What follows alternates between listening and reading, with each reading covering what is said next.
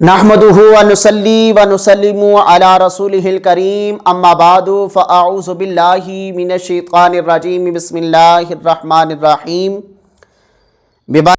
इन्नल्लाहा व मलाइकतहु युसल्लूना अलन नबी या अय्युहल्लज़ीना आमनू सल्लु अलैहि व सल्लिमु तस्लीमा। जो अहबाब मेरी वीडियो देख रहे हैं, मुझे सुन रहे हैं, मोहब्बत के साथ दुरूद पाक का नजराना पेश करें। अल्लाहुम्मा सल्लि अला सय्यिदिना व मौलाना मुहम्मदिन व अला आलि सय्यिदिना व मौलाना मुहम्मदिन व बारिक व सल्लिम व सल्लि अलैहि। अस्सलातु वस्सलामु अलैका या सय्यदी या रसूल अल्लाह व अला आलिका व अस्हाबिका या सय्यदी या हबीब अल्लाह। अस्सलातु वस्सलामु अलैका या सय्यदी या रसूल अल्लाह व अला आलिका व अस्हाबिका या रहमतल लिल आलमीन। सबसे पहले तमाम अहबाब को अस्सलामु अलैकुम व रहमतुल्लाहि व बरकातुहू।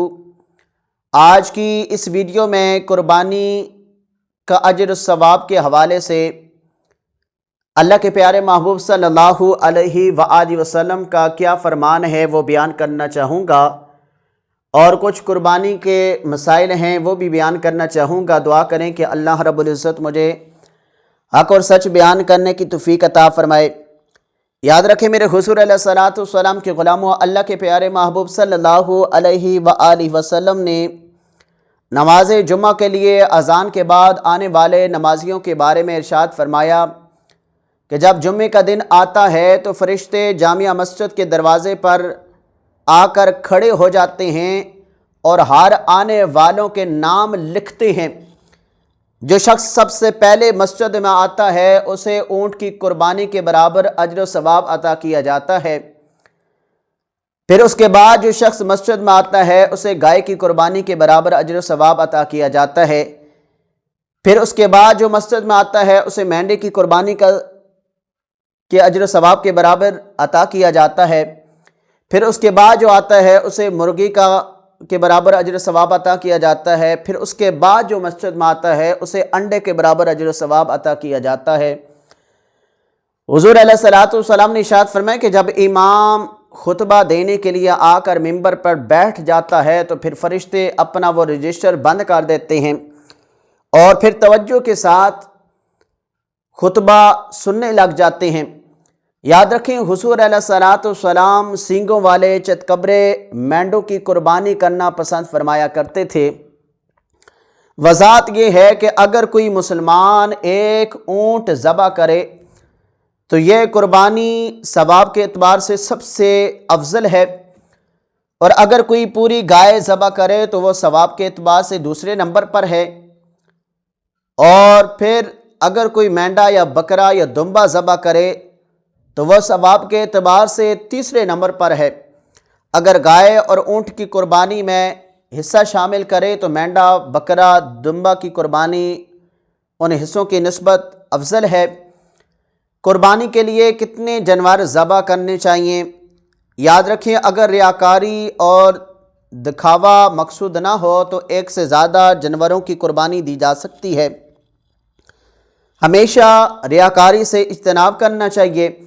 ताबई हज़रत सैयदना अता बिन यसार रज़ियल्लाहु ताला अन्हु फरमाते हैं कि उन्होंने हज़रत सैयदना अबू अय्यूब अंसारी रज़ियल्लाहु ताला अन्हु से सवाल किया कि अल्लाह के प्यारे महबूब सल्लल्लाहु अलैहि व आलिहि वसल्लम के ज़माने में कुर्बानियाँ किस तरह होती थीं, तो उन्होंने फरमाया कि नबी करीम सल्लल्लाहु अलैहि व आलिहि वसल्लम के ज़माने में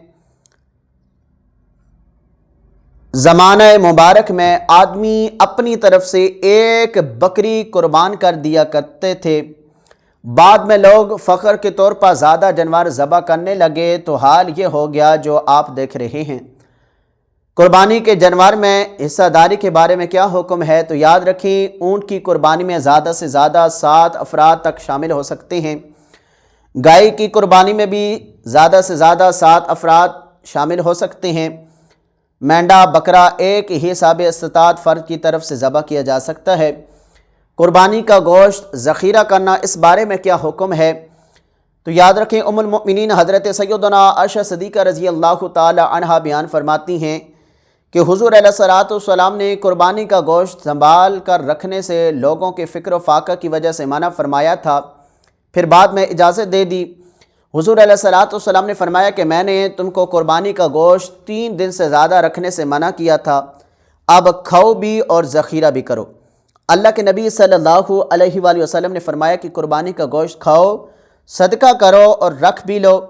قربانی کب تک کی جا سکتی ہے؟ تو یاد رکھیں حضور علیہ الصلوۃ والسلام نے ارشاد فرمایا کہ سارے ایام میں تشریق ذبح کے دن ہیں۔ ایام تشریق قربانی کا وقت 10 ذوالحجہ بعد از نماز عید تا 13 ذوالحج مغرب کی نماز سے پہلے پہلے آپ قربانی کر سکتے ہیں۔ دعا ہے کہ اللہ رب العزت ہم سب کو دین صحیح سیکھ کر اس پر عمل کرنے کی توفیق عطا فرمائے۔